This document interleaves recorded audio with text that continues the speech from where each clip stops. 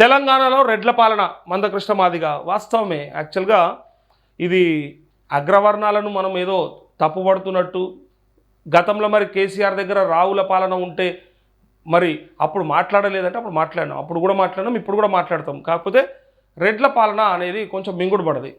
ఎందుకంటే సామాజిక సమతుల్యత పాటించినంత వరకు ఏ పార్టీ అయినా ఏ ప్రభుత్వం అయినా నిలబడదు, అది తెలుసుకోవాలి. ఇప్పుడు దీనికి ఈయన దాంట్లో ఏమైనా తప్పు ఉందేమో మనం ఒకసారి, మన దగ్గర ఒక చిన్న వార్త ఉంది, ఇది ఒకసారి ప్రజలు కూడా ఆలోచించుకోవాలి, అది చెప్పేది వాస్తవమా కాదని. ఇగో, రెడ్ల రాజ్యం రాష్ట్రంలో బీసీ జనాభా 50% పైగా ఉంటుంది. కానీ అందులో ఎన్నికల్లో బీసీలకు కేటాయించిన టికెట్లు, అందులో వారు గెలిచి సభకు వచ్చినవి తక్కువే. ఎస్సీ ఎస్టీ సామాజిక వర్గాల పరిస్థితి కూడా అట్లనే ఉంది.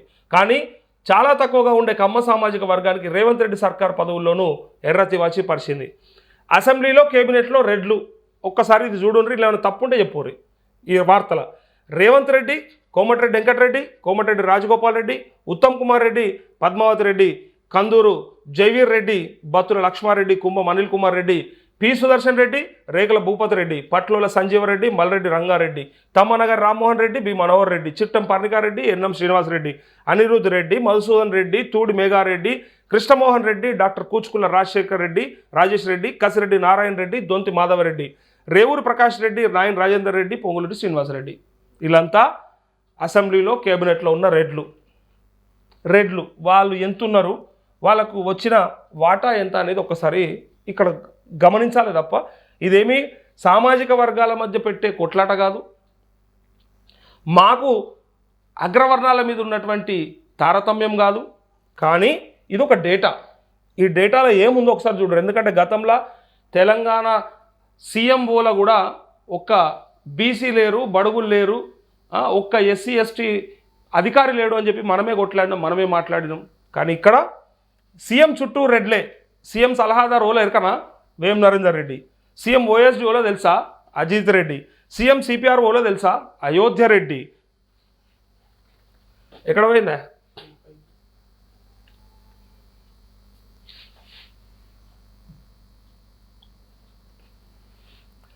సీఎం పర్సనల్ పిఏ ఎవరు తెలుసా జైపాల్ రెడ్డి, సీఎం సిఎస్ఓ ఎవరు తెలుసా చక్రవర్తి రెడ్డి. వీళ్ళంతా సీఎం చుట్టూ ఉంటారు.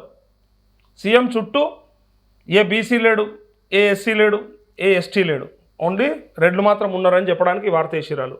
పాలనలో రెడ్లు ఒక్కసారి పాలన చూడుర్రి.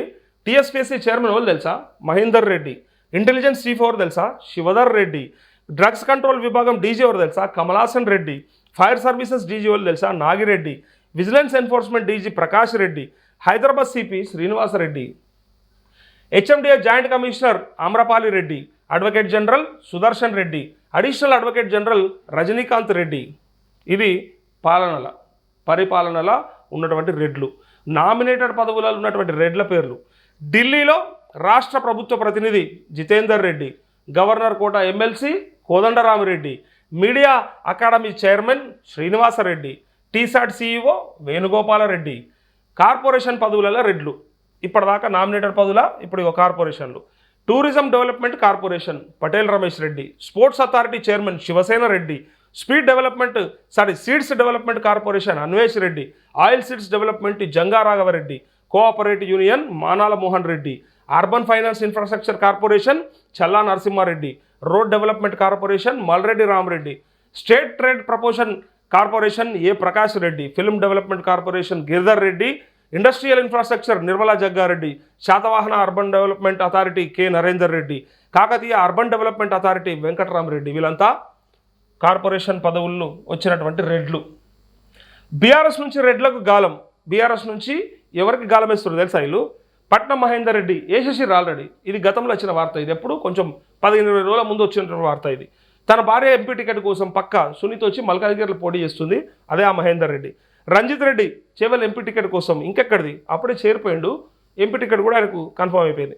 మల్లారెడ్డి ఇక ఈ సన్నాసి కోసం మాట్లాడుకున్న తప్పే కానీ మల్కాజ్గిరి ఎంపీ టికెట్ కోసం ట్రై చేస్తారన్నారా, ఇది తప్పు అది తప్పు అన్ని తప్పే. కానీ మల్లారెడ్డిలకు వస్తా అన్నది మాత్రం వాస్తవమే, ప్రయత్నం చేస్తుంది మాత్రం వాస్తవమే.